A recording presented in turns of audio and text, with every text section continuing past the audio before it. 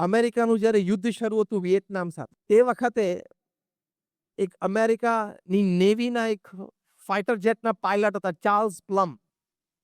એને લગભગ 74 જેટલી સોર્ટીઝ કરેલી, બોમ્બાર્ડિંગ વિયેટનામ ઉપર કરેલું. એમાં એક વખત વિયેટનામની એન્ટી એરક્રાફ્ટ ફાયરમાં એનું પ્લેન આવી ગયું અને ડેમેજ થયું, તૂટ્યું. એટલે એને સ્વિચ દબાવીને ઇજેક્ટ થઈ ગયો, સીટ સાથે ઇજેક્ટ થયો અને પેરાશૂટ ખુલી ગયું. એટલે એ ઉડતો ઉડતો નીચે આવ્યો અને ઉડતો નીચે આવ્યો, નીચે તો દુશ્મનો ઉભા જ હતા અને આવા લોકોને લોકો જીવતા પકડી લે જેથી દુશ્મન દેશ સાથે સોદા થઈ શકે. ચાર્લ્સ પ્લમને જીવતા પકડી લીધા. લગભગ 4 થી 6 વર્ષ એ જેલમાં રહેલા. ઘણી બધી પીડાઓ એમને ભોગવેલી. પછી પેક્ટ સાઇન થઈ અમેરિકા અને વિયેટનામ વચ્ચે. એના પેક્ટના ભાગરૂપે એને છોડી દેવામાં આવ્યા. એ અમેરિકામાં પાછા આવ્યા પછી તો એમને રિટાયરમેન્ટ જાહેર કર્યું. પછી એમનું કાર્ય શું, તો પ્રસંગે કોઈ કોર્પોરેટ સેમિનાર્સ હોય એમાં જઈને પોતે પ્રવચનો કરતા, પોતાના જીવનના અનુભવો કહેતા.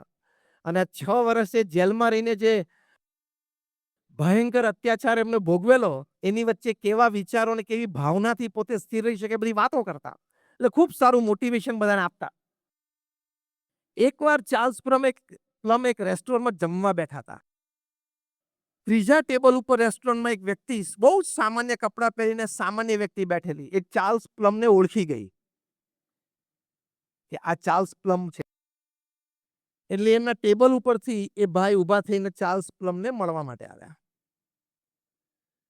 અને કહ્યું કે આર યુ ચાર્લ્સ પ્લમ? તો કે યસ. કે sir, how was the ejection and how was the parachute? Charles પ્લમે એમ એની સામે એમ આશ્ચર્યની આંખોથી જોયું. પેલા વ્યક્તિએ શું પૂછ્યું? તમારું ઇજેક્શન કેવી રીતે થયેલું અને કેટલું સ્મૂથ રહેલું, અને તમારું પેરાશૂટ ટાઈમે ખુલી ગયું હતું ને? ચાર્લ્સ પ્લમ એના કપડા સામે ને વ્યક્તિ સામે જોયું કે આ સીધો મને આવો પ્રશ્ન કેમ પૂછે છે? હું આને પહેલી વાર મળું છું, એ મને પહેલી વાર મળતો હશે. ચાર્લ્સ પ્લમે પૂછ્યું કે I think we are meeting for the first time, isn't it? તો કે યસ સર, આપણે પહેલી વાર મળીએ છીએ. તો કે કેમ આવો પ્રશ્ન પૂછો છો? ટાઈમે તમારું પેરાશૂટ ખુલી ગયું હતું ને, અને લેન્ડિંગ કેવું રહ્યું, એવું કેમ પ્રશ્ન પૂછો છો? ચાર્લ્સ પ્લમે પૂછ્યું. ત્યારે આને કહ્યું કે સર, હું જે ફેક્ટરીમાં વર્કર તરીકે કામ કરું છું એ જ ફેક્ટરી અમેરિકાની નેવીને એરક્રાફ્ટ પાયલટ માટે એના સીટની નીચે પેરાશૂટ ફિટ કરે છે. તમારું પેરાશૂટ મેં ફિટ કરેલું. ચાર્લ્સ પ્લમની આંખમાં જળજળી આવી ગયા. એણે ઊભા થઈને વ્યક્તિને અભિનંદન પાઠવ્યા, એમને ભેટ્યા. તે દિવસથી ચાર્લ્સ પ્લમની બોલમાં ફેર પડી ગયો, મોટિવેશન કરવાની રીતમાં ફેર પડી ગયો અને પોતાના પ્રવચનનો વિષય કાયમ એ રાખતા, do you know who fitted your parachute? કાયમ એમના પ્રવચનનો વિષય શું રહેતો હતો? એ લોકોને શું કહેતા હતા કે તમને ખબર છે તમારું પેરાશૂટ કોણે ફિટ કર્યું છે?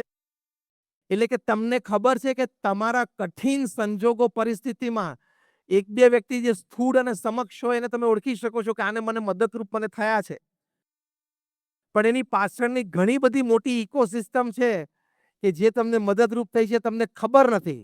હા કે ના? એટલા માટે દરેકનો આદર કરીને દરેક પ્રત્યે સન્માનની ભાવના રાખવી જોઈએ. That is the key of this understanding. અમે પ્રમુખ સ્વામી મહારાજના જીવનમાં જોયું છે. દરેક વ્યક્તિનો આદર, નાનામાં નાની વ્યક્તિનો પણ આદર. સામાન્ય હોય, ગ્રામીણ પ્રજા હોય, અનપઢ હોય, જ્ઞાતિ જાતિના ભેદ વગર પ્રમુખ સ્વામી મહારાજ દરેકને આદર આપી શકતા, દરેક માટે પ્રેમ રાખી શકતા.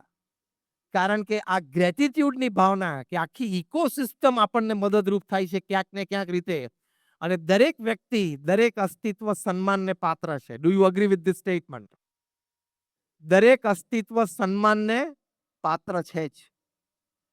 પ્રમુખ સ્વામી મહારાજ દક્ષિણ ગુજરાતમાં તિથલમાં અમારું મંદિર છે, ત્યાં એક પ્રસંગે બિરાજમાન હતા.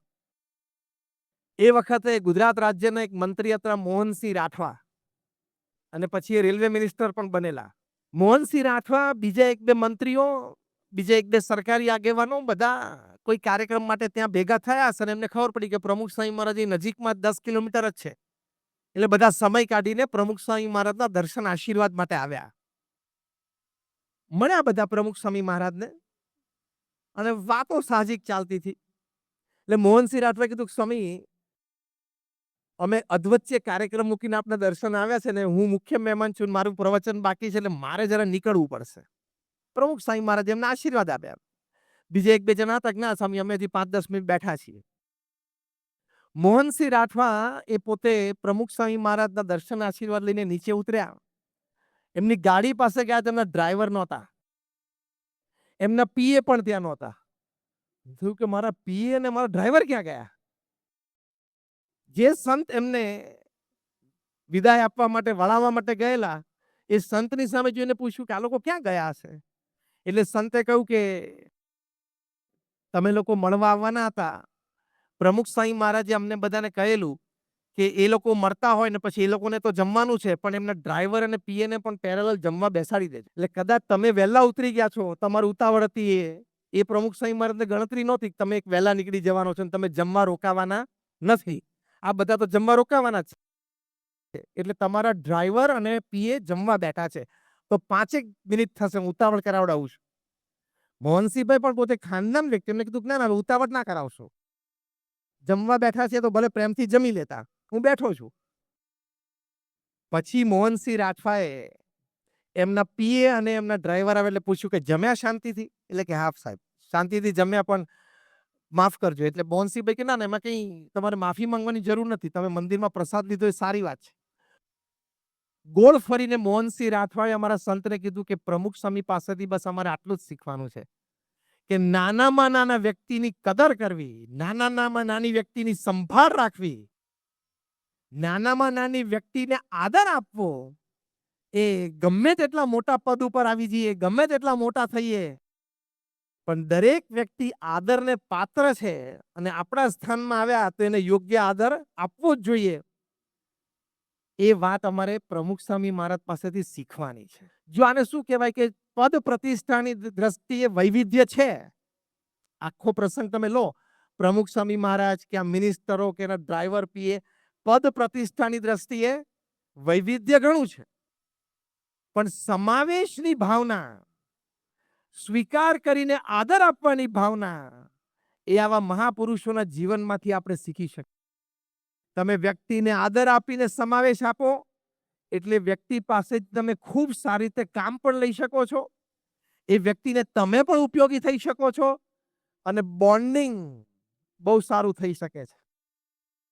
કારણ કે મેં કહું ને કે નાનામાં નાની વ્યક્તિનો રોલ છે. ધારો કે તમારે મીટિંગમાં અગત્યની જવાનું હોય તો તમારો ડ્રાઈવર એનો રોલ છે કે નહીં? તમને ટાઈમે મીટિંગમાં પહોંચાડે છે, તમારા કાર્યાલય પર પહોંચાડે છે.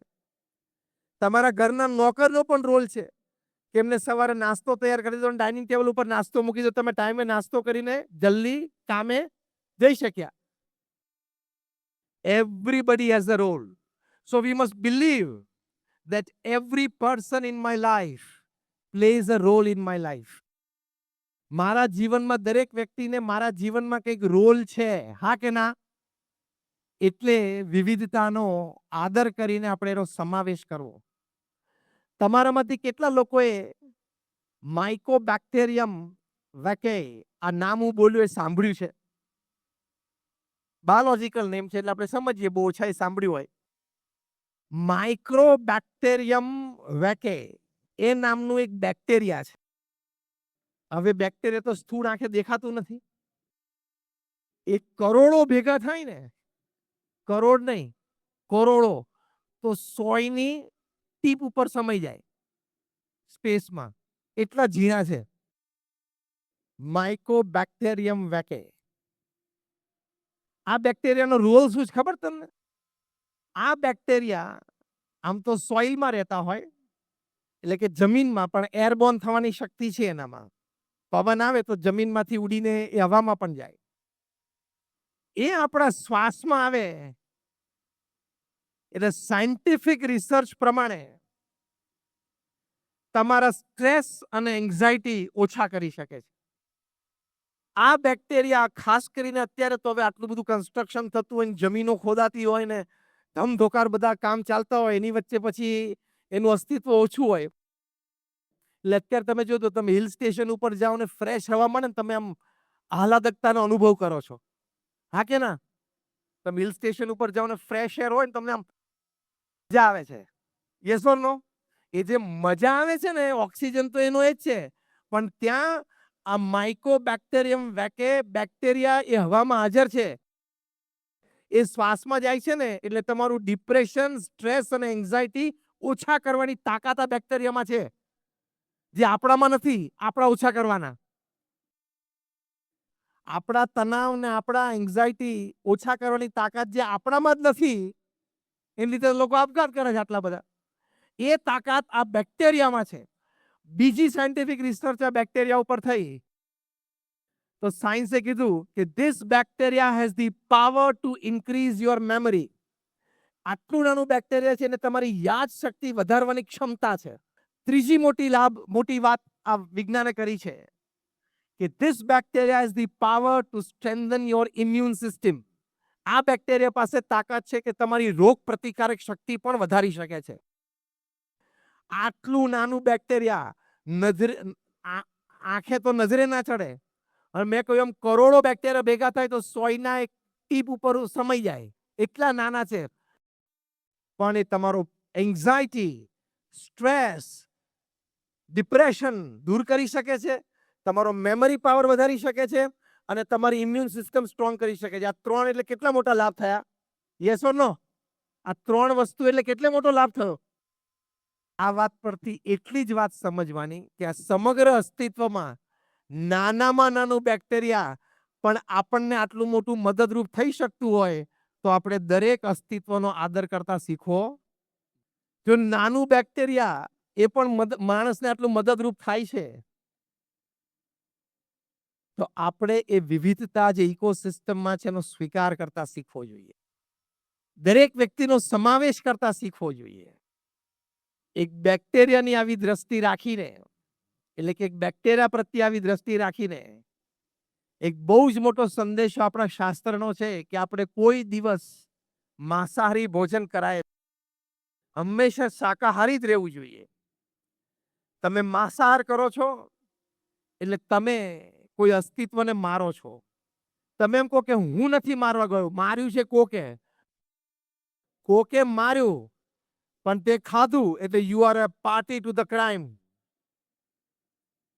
શબ્દ વાપરે છે ને પોલીસ કલમ લગાડે ત્યારે કે પાર્ટી ટુ ધ ક્રાઇમ. તમે ખૂન ના કર્યું હોય પણ ખૂની ખૂન કરતા આગલા દિવસે તમારા ઘરે રોકાણો હોય તો ઇન્વેસ્ટિગેશનમાં આવી જાય છે કે નહીં?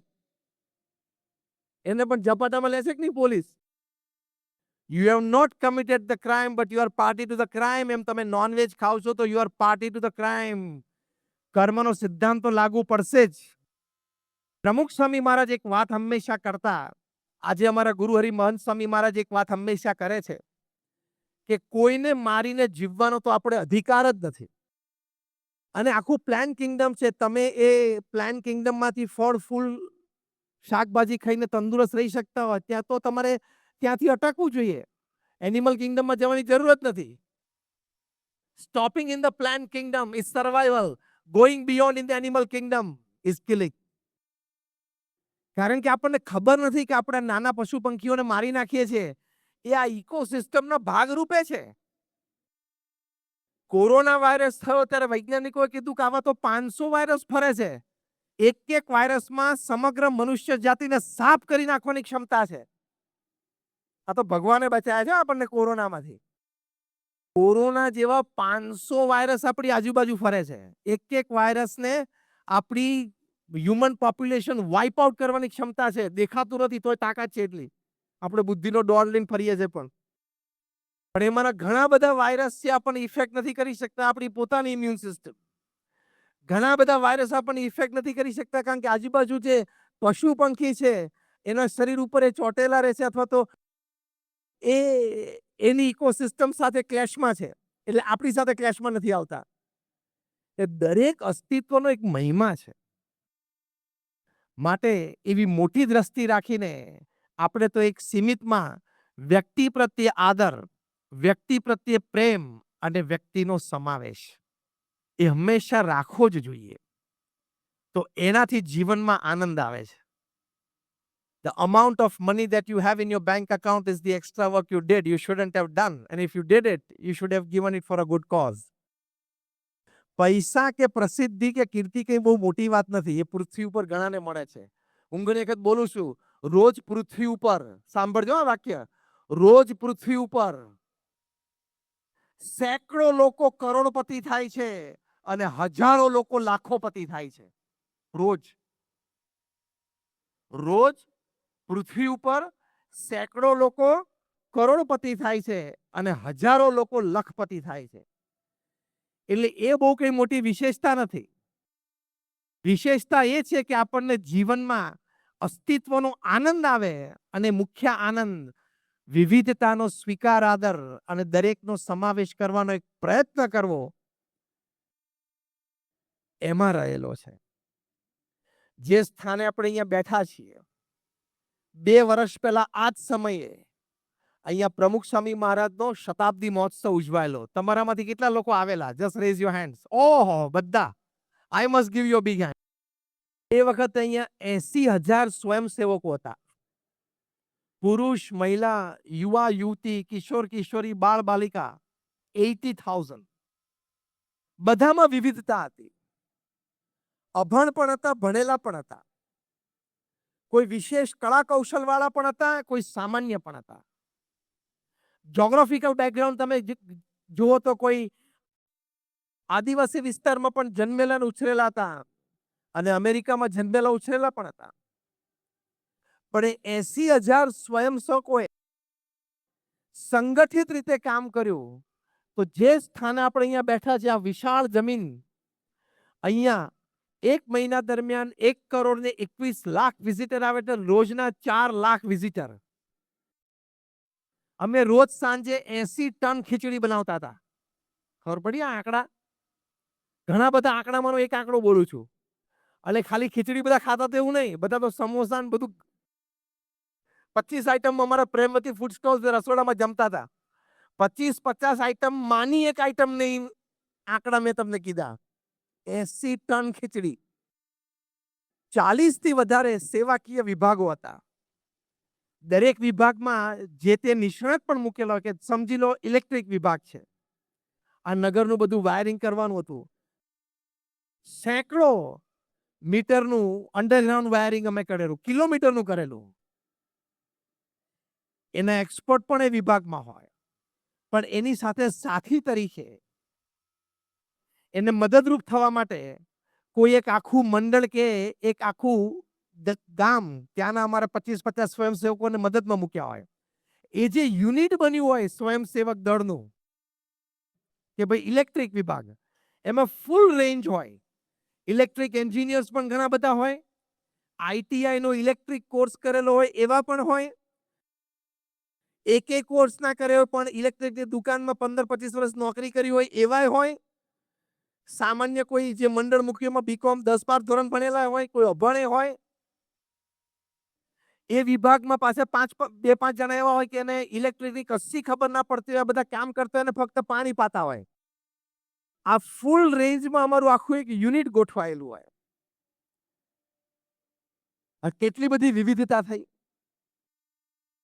દરેક એકબીજાને સ્વીકારીને, સમજીને, પ્રેમ રાખીને સાથે કામ કરવાનું હતું. તમને સેમ ઇન્ટેલેક્ચ્યુઅલ વ્યક્તિઓ સાથે કામ કરવાની બહુ મજા આવે.